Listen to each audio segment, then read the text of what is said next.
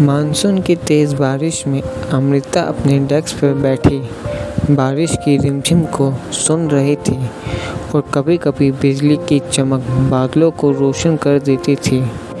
अमृता अपनी खूबसूरत आंखों से एक झलक बाहर देखती है। एक गहरी सांस लेते हुए उसको याद आया कि वो अपना छाता तो घर पर ही भूल आई है।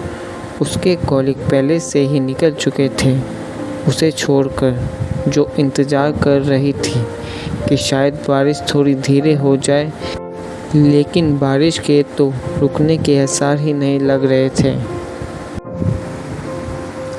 ऑफिस की हल्की रोशनी में कभी-कभी फ़ोन की आवाज़ साइलेंस को तोड़ रही थी। हवा में मिट्टी की सुहानी सी खुशबू घुल रही थी। अमृता ने इधर-उधर देखा, यह सोचकर कि बिना कॉलीग के ऑफिस कितना खाली लग रहा है।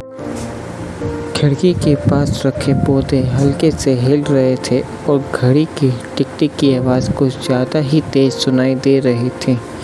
समीर कुछ दूर बैठे चुपके से अमृता की तरफ देख रहा होता है।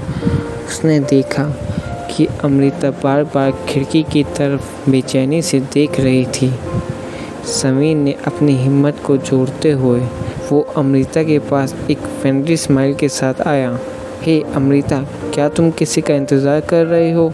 उसने कहा, अपना कलरफुल छाता निकालते हुए जो चेयरफुल पैटर्न से भरा हुआ था। अमृता की आंखें चमक उठी जब उसने समीर का छाता देखा। ओह समीर, मैं अपना छाता घर पर भूल गई। मैं सोच रही थी कि शायद बारिश जल्दी रुक जाए, लेकिन लगता है ये कुछ ज़्यादा ही तेज़ हो गई है। समीर ने अपनी प्यार भरी मुस्कान के साथ कहा, मुझे नहीं लगता कि बारिश जल्दी रुकने वाली है। अमृता, क्या मैं तुम्हें मेट्रो स्टेशन तक छोड़ दूँ अपने छाते में? उसने अपना छाता खोला जिसमें रंग बिरंगे पैटर्न चमक रहे थे।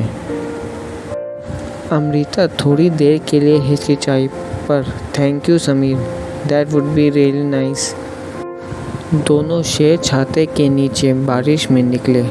सड़क पर पानी की चमक एक सुंदर नज़ारा बना रही थी और मिट्टी की सुहानी खुशबू हवा में थी और दूर से आती ट्रैफिक की आवाज़ एक कोजी सा माहौल बना रही थी। चलते हुए उन्होंने देखा कि स्ट्रीट वेंडर अपना स्टॉल जल्दी बंद कर रहे थे और बच्चे पानी में छप-छप करते हुए खेल रहे थे।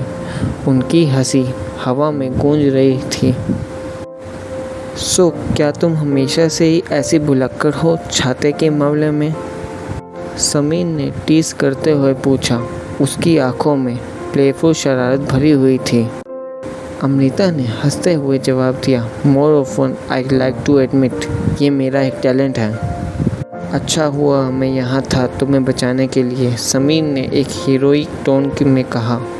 अमृता ने मुस्कुराते हुए कहा, मेरे हीरो इन रेनस्टॉर्म फिर से थैंक यू समीर।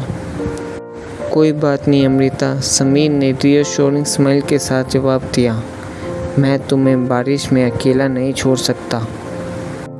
जैसे ही वो दोनों मेट्रो स्टेशन पर पहुंचने वाले थे, कैफ़े और शॉप की रोशनी गीली सड़क को रोशन कर रही थी।